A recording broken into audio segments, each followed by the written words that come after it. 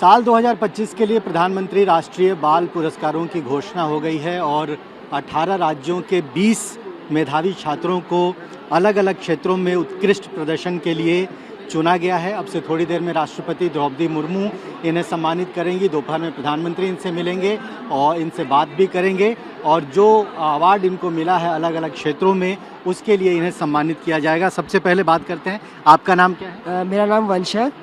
क्या ऐसा किया आपने कि आपको ये पुरस्कार मिला? मैंने एक छोटे बच्चे 5 साल के बच्चे की एक फिजियोथेरेपी एक्सरसाइज कराई है, फीडिंग एक्सरसाइज कराई है और काफ़ी इनिशिएटिव्स क्लब्स में पार्टिसिपेट किया है, प्लांटेशन ड्राइव्स की है और अवेयरनेस टॉक्स किए हैं। मैंने ऐसा बहुत काम किया है जिससे समाज को सेवा मिली है। ब्रेवरी के लिए आपको ये अवार्ड? नहीं, ये मेरे को सामाजिक सेवा के लिए अवार्ड मिल रहा है।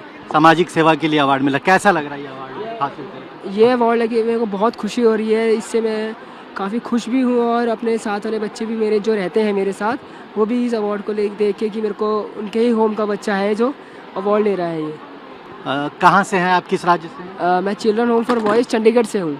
और दूसरे बच्चों को क्या आप अपनी ओर से कहना चाहेंगे, उनके लिए क्या मैसेज है ताकि वो भी अपने क्षेत्र में प्रदर्शन करें? देखो, जैसे कि हमें लगता है कि हमारी परिस्थितियाँ बहुत बड़ी है, पर ऐसा नहीं है। हमें कि सबकी परिस्थितियाँ अपने हिसाब से उनकी बड़ी होती है, तो जितनी मर्जी परेशानियाँ आ जाए, मुसीबतें आ जाए, कभी हार नहीं माननी चाहिए। तो नेवर गिव अप। बहुत अच्छी बात इन्होंने की कि हार नहीं मानना चाहिए। आपका नाम क्या है, आपकी उम्र कितनी है? श्रवण सिंह है। उम्र कितनी है? मेरी उम्र है 11 साल। आप 11 साल के हो? यस। और छोटे लगते हो आप। हाँ जी। क्या किया था आपने? जब मिशन सिंदूर चला था और जब पाकिस्तान से उधर से ड्रोन आ रहे थे तो हमारे वहाँ फौजी आए थे, वो हमारी रक्षा के लिए। मैंने सोचा चलो उनकी अभी सेवा करते हैं, फिर मैं उनके लिए दूध, चाय, लस्सी, बर्फ लेके जाता था।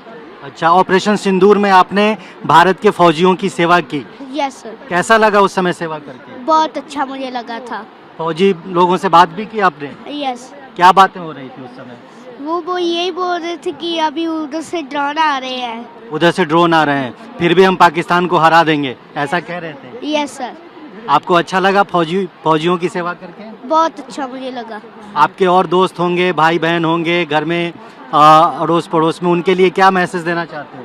मेरा एक छोटा ही भाई है और एक मेरी बड़ी बहन है। मैसेज क्या है अपने दोस्तों के लिए, परिवार के बच्चों के लिए? मैसेज अभी कोई नहीं कि सेवा करो, सबकी सेवा करो, किसी के बारे में बुरा मत सोचो, ऐसा सोचते हो आप? हाँ। नहीं। बुरा तो नहीं, अच्छा ही सोच। सबके बारे में अच्छा सोचना चाहिए, है ना? यस। अच्छे कर्म करने चाहिए। यस। बहुत अच्छा। आपका नाम क्या है? सर, मेरा नाम पूजा है। आप कहाँ से हैं? सर, बाराबंकी के छोटे से गांव एक डलेक ब्रो में मैं रहती हूँ, सर उत्तर प्रदेश से हूँ। क्या आपने किस क्षेत्र में कार्य किया है? सर, मैंने इनोवेशन किया था। हमारा देश भारत कृषि प्रधान देश है। गेहूं जैसी मुख्य फसल की कटाई के लिए प्रयोग होने वाले महत्वपूर्ण यंत्र थ्रेशर से जब गेहूं की कटाई होती है तो जैसे भूसे के साथ निकलने वाली धूल होती है वो हमारे वातावरण को और स्वास्थ्य को बहुत नुकसान पहुंचाती है। उसी धूल को मैंने रोकने के लिए मशीन बनाई थी। सिर्फ थ्रेशर से जहाँ से भूसा निकलता है बीच में मैंने जाली लगा दी है, जिससे हमारा भूसा उस पर निकल कर उसे हम एक टैंक में इकट्ठा कर लेते हैं। जैसे गेहूँ का आटा पिसाते हैं, चक्की से कपड़े की सहायता से बाहर निकालते हैं, उसी सहायता से हम इस धूल को बोरी में या किसी चीज़ में उसे इकट्ठा कर सकते हैं, जिससे इस धूल को बेच के हम किसान पैसे कमा सकते हैं। आग के गोले, प्लाईवुड, खेत के खाद बनाने में हम उसमें प्रयोग ले सकते हैं। और सर, इसमें का जो भूसा रहेगा, जो भी जीव जंतु खाएगा उसके लिए स्वास्थ्यवर्धक रहता है। तो ये आपको आइडिया कहाँ से मिला कि इतना बड़ा काम करना चाहिए, इससे पॉल्यूशन भी कम होगा और किसानों की अपनी जो समस्या है वो भी बहुत कम हो जाएगी?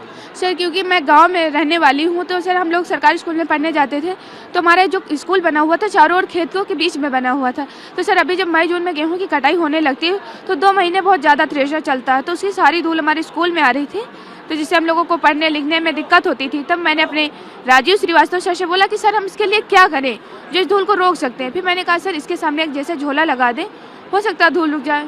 सर ने बोला हाँ बेटा, सोच तो तुम अच्छा रही हो, लेकिन इसके लिए तुम और कुछ करो तो जिससे कि तुम्हारे पास इतना बड़ा झोला है नहीं जो तुम लगाओगे। फिर हम कई दिन तक सोचते रहे। जब मैंने माँ को एक दिन चलनी से गेहूं का आटा चालते हुए देखा तब हमारे समझ में आया कि जितना महीन था वो नीचे गिरा जा रहा था और जितना बड़ा था वो जाली के ऊपर था। तो हमें समझ में आया सर मैं जो घर वर बनता तो मोरंग चालने वाला चलना नहीं होता है, वो चलना लेकर स्कूल गए। तो अपने राजीव श्रीवास्तव सर के सामने 2-4 बच्चों को लेकर उस खेत को गई, तो उसके सामने मैंने वो चलना खड़ा किया तो भूसा जितना था वो आगे गिर रहा था। तो ये कब पता चला आपको कि राष्ट्रीय बाल पुरस्कारों के लिए आपका चयन हो गया है? किसके माध्यम से पता चला और उस वक्त क्या आपके मन में आया कि आप चुनी गई हैं राष्ट्रीय बाल पुरस्कारों के? सर मुझे बहुत अच्छा लग रहा है कि मुझे राष्ट्रीय पुरस्कार मिलेगा और मैं अपने राजीव श्रीवास्तव सर की मदद से और अपने मम्मी पापा के आशीर्वाद से आज सर यहाँ तक पहुँच पाई हूँ। सर 2025 में अभी 24 जून को मैं जापान के लिए गई थी।